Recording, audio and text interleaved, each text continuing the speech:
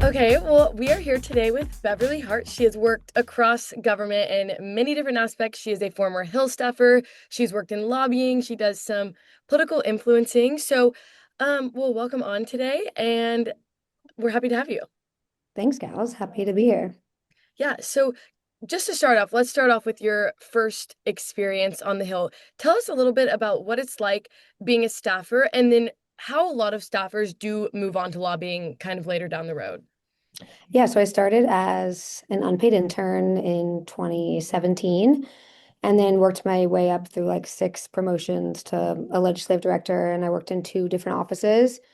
I would say everybody who works there, including the interns, is like very excited to be there. Mm. And you can tell pretty quickly people are either like lifers, like they're going to be there for 20 years, they're going to go from House to Senate, work on a committee, maybe like their end goal is to work at the White House, and that's their path, or they become staffers for a few years. It's obviously a pretty exhausting job. I don't know how people do it and have families, especially with the pay. So I think a lot of people go the other route and go into lobbying. Or you could do campaigns, work at an agency. So I think there's kind of like a few different tracks. And after I hit legislative director, which was kind of my big goal, I was ready to do something different and maybe have like a little bit more work-life balance. And so then I pivoted to a cancer nonprofit to lead their federal lobbying and have been doing in-house lobbying ever since. And so how would you describe the difference between being a staffer and like lobbying your boss to want to be on certain bills or to like focus on a certain policy issue versus then coming on the outside and having to actually lobby several members or several agencies on like different tracks? Yeah, it's such an interesting change because when you're a policy staffer in Congress, people are not begging you, but they're always kind of, you're getting this influx of meeting invites nonstop. Like some days, especially if you do healthcare or one of the issues that has like a lot of lobbying groups, that you'd have 15 meetings in a day. Whereas on the other side, I'm now begging people for a meeting. So that I feel like is kind of a different approach. I do think it's so much easier being a lobbyist, having been a staffer. And Mm. I notice so many lobbyists who don't have that experience. I don't think you need it, but I've found it to be so helpful to know what a staffer needs and is looking for because they have dozens of meetings. They're overworked. So it's like, how can I make their life easier? How can I make scheduling this meeting easier? But there's a lot of overlap, I feel like, with convincing your boss, like Yeah. we should work on this issue versus lobbying is it's just convincing different people of different things. Can you talk a little bit about what you miss about being a Hill staffer, but then also what you like about lobbying? Oh my gosh, I miss all the social aspects of being a Hill staffer. I miss the people. I made like so many friends working there. I remember I had like my 27th birthday and one of my college friends came and she was like, "How do you know all these people?" And I was like, "Unfortunately, everyone here is from work. Like 20 people at this party and everyone was from work." So it's a really easy, it's a great like place to make friends. People are super friendly. Um, People love to meet other folks. It's like a very networking town in both a Mhm. good and bad way. So I miss the social aspect. I do not miss the constant state of panic. Um, That we're in all so the time? Yeah. that we're in all the time. And I feel like you can't escape it. I do feel like almost Mhm. selfishly in my current job, I can like take a beat from the news. But in working in Congress, you have to stay up to date. I feel like Yeah. every morning I'd listen to seven podcasts. Like I was taking in so much information. And as you guys know, obviously, it can be kind of heavy. Um, Mhm.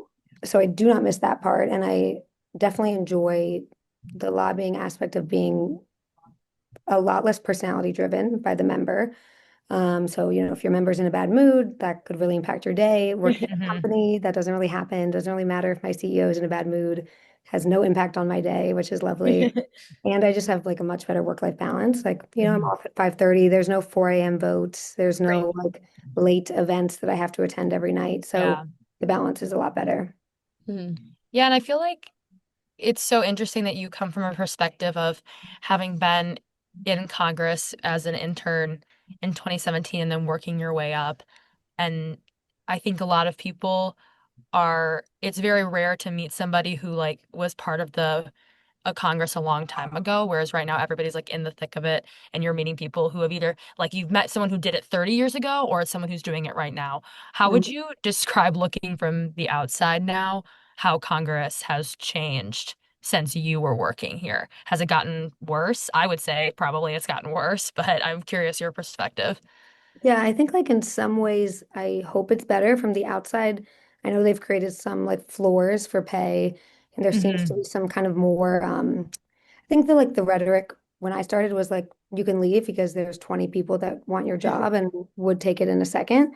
So, there wasn't a lot of like employee empowerment. So it seems like I don't actually know there's more of that now, which I think is great Hmm. for the staffers of today. There's like a little bit more kind of like respect and kind of camaraderie, and I think that is great. But I do think like, yeah, the social media of it all, the rhetoric of it all now is scary and Hmm. I'm sure feels dangerous. Like I remember the first impeachment felt huge and then there was a second one, right?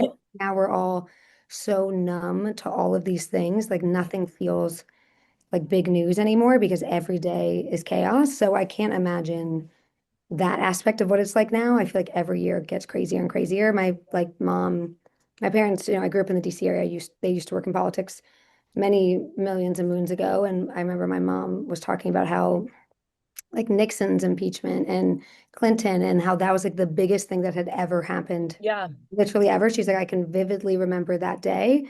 And then now I feel like to us, all of these things are just like a drop in the hat. People are like trying to impeach anyone for anything. It's Hmm. hard to say. I imagine it's hard to take as much seriously as a staffer today, you know?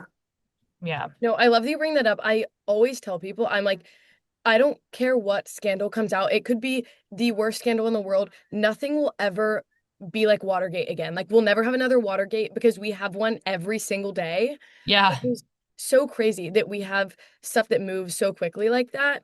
And it all comes down to the rise of social media, which you also have a lot of experience in. I feel like you've done a really good job at mixing influencing with political news. Like you post news with like really cute videos and they're really easily digestible, but then you also do entertaining stuff like how you've mixed fashion with politics and like different parties. Talk to us a little bit about what made you start them, like what feedback you've gotten, and just kind of your experience with that. When I worked on the Hill, you definitely could not post. And I'd be curious what that looks like now as social media is so much bigger and TikTok especially. So Hmm. like really just started posting right at the end of my time as legislative director and was doing fashion videos and I feel like there was a little bit of a gap in the market. There weren't many other people posting about it, and there's definitely more now. So I think people were like, "How'd you get this job? How does it work?" Hmm. And I've found it to be a really fun, sweet community. Like I have so many gals reach out that are like, I've always wanted to work on the Hill. Like, how do I get there? Like, I'm really interested in politics, and that makes me so happy because sometimes I think watching the news, I fear that young people won't want to get civically engaged, and I think that is really dangerous.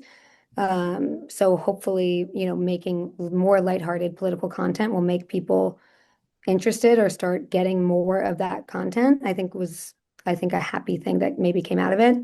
And the fashion thing is the same. I get like, again, such a range of comments from Republicans, Democrats, whatever, who are like, oh, I'm like a huge Republican, but like this was funny. Like it's great to see kind of like lighthearted political content again, because so much of it is so Hmm. heavy and so much of it maybe should be. Like a lot of it is serious and heavy and like affects people's day-to-day lives. But we've become so polarized that we can't even like bring it up in conversation. And Yeah. I think it's good to make fun of Democrats, Republicans, the way we dress. Like everybody wears something stupid, and think it's good to laugh at each other. And so I've enjoyed kind of seeing that camaraderie in the comments because I don't see much of that elsewhere. Hmm. Yeah, I think that you're right about that. I feel like that's something that we talk about a lot, that just the what you hear from people in DC versus what you hear from people outside of DC is so drastically different. And I don't know whether, and maybe you have like a thought about this, just whether you think that's because like DC is just isolated, if like social media is still not, if people aren't breaking through as much as they want to when it comes to describing like what's actually going on versus to people who are not here. I think it's very interesting because like we get comments all the time from people who want to know about certain things. That's why we have the show is to help people understand what's going on outside of our little DMV island. Like, Mhm. what do you think people should know about Washington now that you are kind of outside of that inner political world and now you're on the outside where you are able to kind of calm things down and have political talk be a little bit more fun? I feel like, I mean, there's so many misconceptions.